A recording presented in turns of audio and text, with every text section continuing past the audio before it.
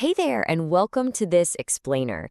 If you've ever been slapped with the label quiet, or maybe you're just trying to figure out someone in your life who is, well, you're in the right place. We're going to completely flip the script on how you view silence. Today, we're unpacking something that gets misunderstood all the time, the actual science and the kind of hidden social dynamics behind being quiet. You don't talk much. Man, if you're a naturally quiet person, I guarantee you've heard that phrase a million times, right? It's so relatable, it kind of hurts. But here's what most people totally get wrong. It's not that quiet individuals can't talk, not at all. It's just that they don't talk in the wrong environment. Okay, let's dive into this. Is being quiet just this fixed, rigid personality trait, or is it all about the environment? There's this huge misconception out there that quiet people are literally just always quiet. But look at the psychology and it tells a totally different story. Someone who is absolutely dead silent in one room can be the most expressive, talkative, loud person in another. You know, when someone goes, "Whoa, you were so quiet earlier, but now you won't stop talking." That's not them being inconsistent, that is context. It all boils down to the environment they're currently sitting in.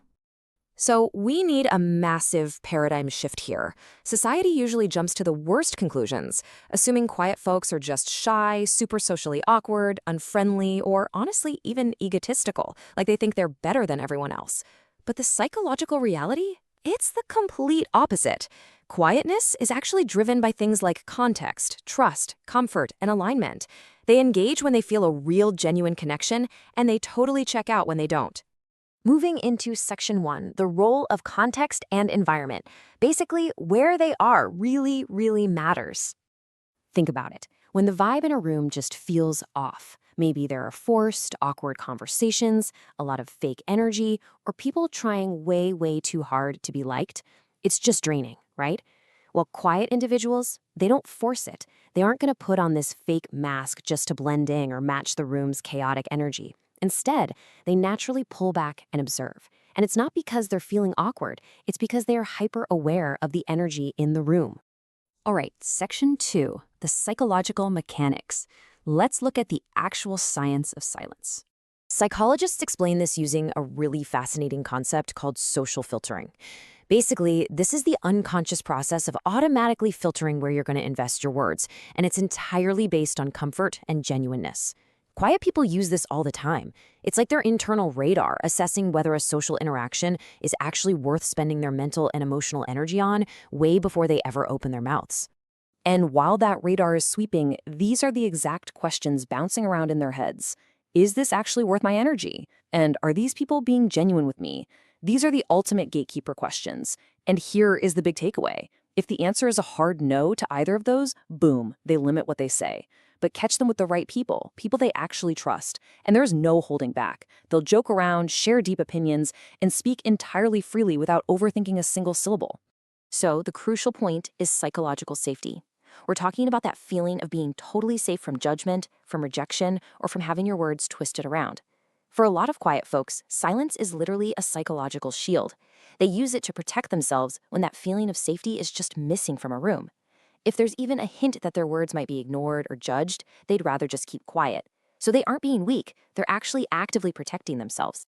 Now, you might be wondering, where does this need for a shield even come from? Well, honestly, it's usually past experience. A lot of quiet people actually used to talk a whole lot more. But over time, maybe they were interrupted constantly, or dismissed, or just flat out not taken seriously. So they adapted. They figured out that not every single space deserves their voice, and instead of constantly fighting to be heard, they learned to be incredibly selective. They adjusted their behavior to protect their own peace. Which brings us to Section 3, energy and authenticity. It's all about staying real. There is such a massive difference between faking it, pretending, acting super talkative when you're just not feeling it, or forcing an interest just to please the crowd, and actually staying real. Quiet people, they overwhelmingly choose to stay real. They conserve their energy, they embrace the quiet, and they just wait for a real, genuine connection. They completely refuse to fake enthusiasm. They aren't going to force a laugh just to fit in. If the connection isn't real, their silence is just reflecting that reality. Moving on to Section 4, the intentional observer. Let's talk about how they assess the room. Let's move to and see how this builds. When a quiet person walks into a new space, they don't just dive right into the fray like some overexcited golden retriever. No, they have a system. Step 1, they watch first. They're noticing how people are talking, how they treat each other, how they react. Step 2, they figure out the social dynamics. Who's the loud one? Who's genuine? Step 3, only after they've processed all of that do they decide how much of themselves to actually reveal. It is a highly calculated, intentional, step-by-step process. They want to read the room so they don't end up just talking to fill dead air. And because they have this whole intentional process, they are incredibly good at just embracing silence.